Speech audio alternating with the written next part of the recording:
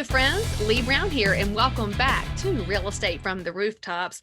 Today's big picture situation has to do with the market conditions that we find ourselves in around the country. It's no surprise that everywhere there are inventory situations. In fact, if you'll think back to your high school and college classes, hopefully you had some kind of an economics class mixed in there. You know that the basic tenet of economic theory goes around supply and demand. And in real estate right now, our supply is incredibly compressed and demand continues to grow as more and more people move into the marketplace and say, hey, these interest rates are great. You mean I can own for less than I pay in rent? So people want to be involved in property ownership. Well, at the same time, we're not seeing houses come out of the ground at a fast enough pace. People aren't selling because they have nothing to buy. So if you're thinking of buying a house, you're going to find yourself in a bidding war or a multiple offer scenario. You're going to ask your realtor, hey, how do I win? And your realtor is going to be struggling for creative ways for you to win because it's a blind process, which is incredibly frustrating for buyers. It's frustrating for sellers, and it's frustrating for agents too, who really wish we could tell you cut and dried how to win. But when markets are fluid and when we have this wild scenario where we have more purchasers than we have property, agents look for ways to help you win.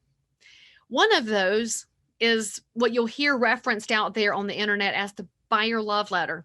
This is a letter written by the buyer to the seller, and it accompanies the actual offer paperwork that says, hey, we love your house, let us have it.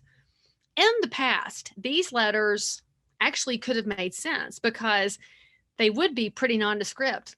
We're the buyers, love your house, please let us have it, we'd love to live there. That kind of a letter really is not causing any trouble. In fact, some buyers would write a letter that said, love how the kitchen feeds into the living room, backyard's amazing, screen porch rocks it, we'd love to have your house.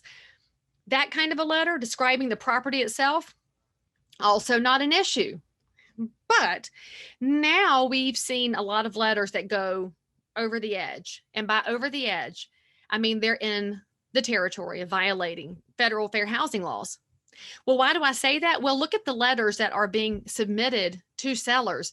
They're full of TMI, as in too much information, as in, hey, Mr. Seller, this is Mr. and Mrs. Buyer, and here's their 3 kids, and they're pregnant with another one and really want to have some more kids. And here's our favorite scripture, and we really love your house, and we really want to walk to school, and this and this and this. And they're diving deeply into several protected classes.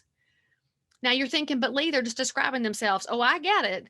But now those letters describing themselves may also include a photo of the buyers. In some markets, we're seeing videos of the buyers being submitted to the sellers. And again, you're saying, but Leigh, what's the problem? The buyers are trying to introduce themselves to the sellers so they can win. Right. I feel you on that. You have in your mind that everybody sees things in the same way that you do. However, not everybody does. We're all humans.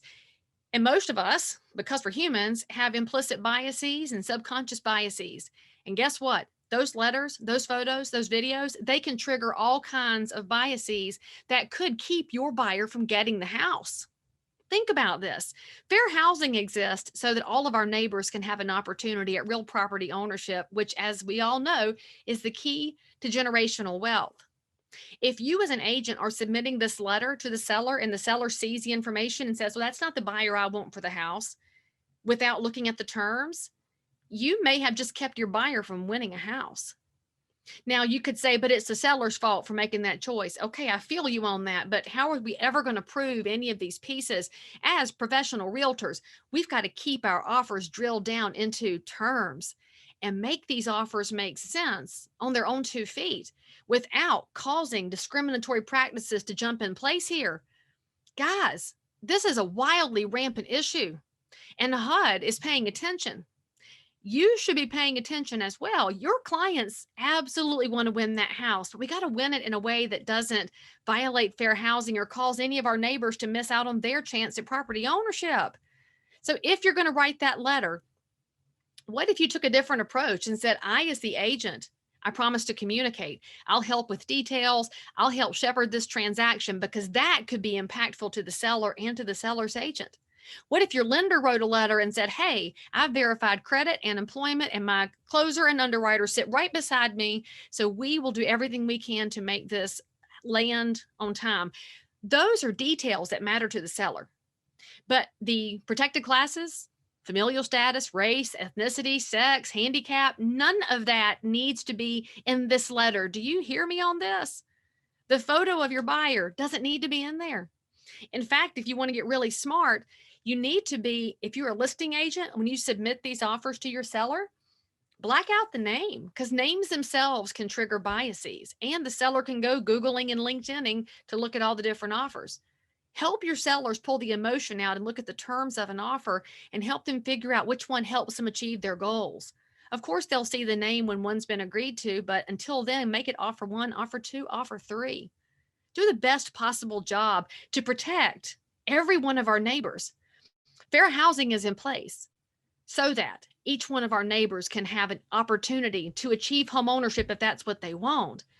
And until we're all perfect, which is never going to happen, we as realtors have an obligation to do a better job than we've ever done before so that our neighbors have that opportunity.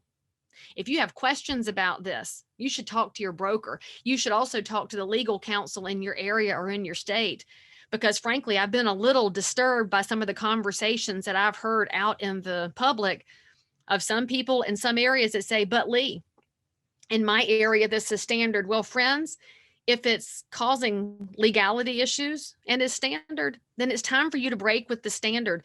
Don't do something bad just because others do it. You've got to rise above.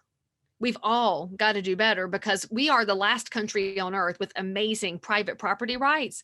And we need to protect and preserve that, not for some neighbors, but for all neighbors, so that we will have a future that is even more robust than the one we have today.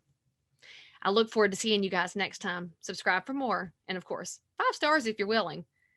Leave a comment, keep it nice, and let's move real estate forward.